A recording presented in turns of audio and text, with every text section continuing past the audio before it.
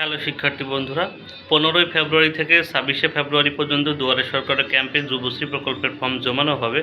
কাল থেকে কিন্তু সেই ফর্মটা কিন্তু নেওয়া শুরু হবে। তবে আপনার এলাকায় কবে সেই ক্যাম্পটা বসবে, আপনি কিভাবে দেখবেন, আজকের ভিডিওর মাধ্যমে জানাবো। তবে ভিডিওটি শুরু করার আগে সবাইকে একটাই অনুরোধ, চ্যানেলে নতুন হয়ে থাকলে অবশ্যই চ্যানেলকে সাবস্ক্রাইব করে রাখবেন এবং যুবশ্রী প্রকল্পের যাবতীয় ইনফরমেশন কিন্তু এই চ্যানেলের মাধ্যমে আপনারা পেয়ে যাবেন।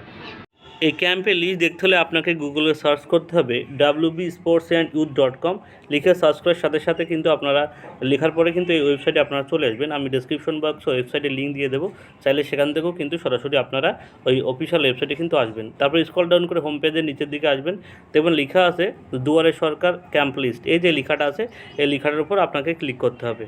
তারপর আপনার সামনে কিন্তু এমন একটা ইন্টারফেস খুলে যাবে, ঠিক আছে। এখানে আসার পর স্ক্রল ডাউন করে নিচের দিকে আসবেন, দেখতে পাচ্ছেন এখানে লেখা আছে ফাইন্ড ইউর ক্যাম্প 15ই ফেব্রুয়ারি টু 26শে ফেব্রুয়ারি, ঠিক আছে। এখানে দেখতে পাচ্ছেন এখান থেকে আপনাকে প্রথমে আপনার ডিস্ট্রিক্ট সিলেক্ট করতে হবে। আপনি কোন ডিস্ট্রিক্টেরটা দেখতে চাচ্ছেন সেই ডিস্ট্রিক্টটা আপনি সিলেক্ট করে নেবেন।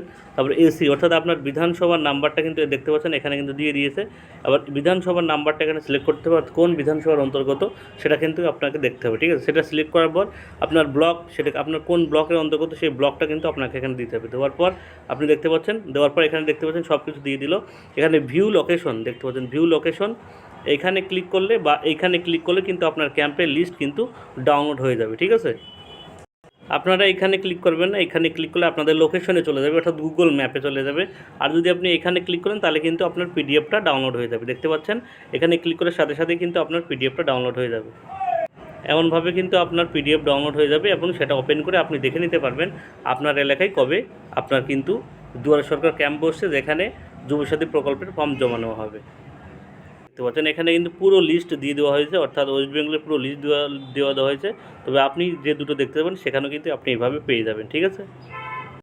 আমি ডেসক্রিপশন বক্সে এই পেজের লিঙ্কটা দিয়ে দিছি, আপনারা চাইলে এখান থেকে কিন্তু আপনারা দেখে নিতে পারবেন আপনার জেলায়, আপনার বিধানসভায় যুবসাথী প্রকল্পের ফর্ম কবে জমানো হবে, ঠিক আছে। এখনও কিন্তু অনলাইন শুরু হয়নি, আপনাদের কিন্তু আপাতত অফলাইনে ফর্ম ফিল আপ করতে হবে। অনলাইনে শুরু হলে তখন যারা অফলাইনে করবেন না তারা কিন্তু অনলাইনে ফর্ম ফিল আপ করতে পারবেন।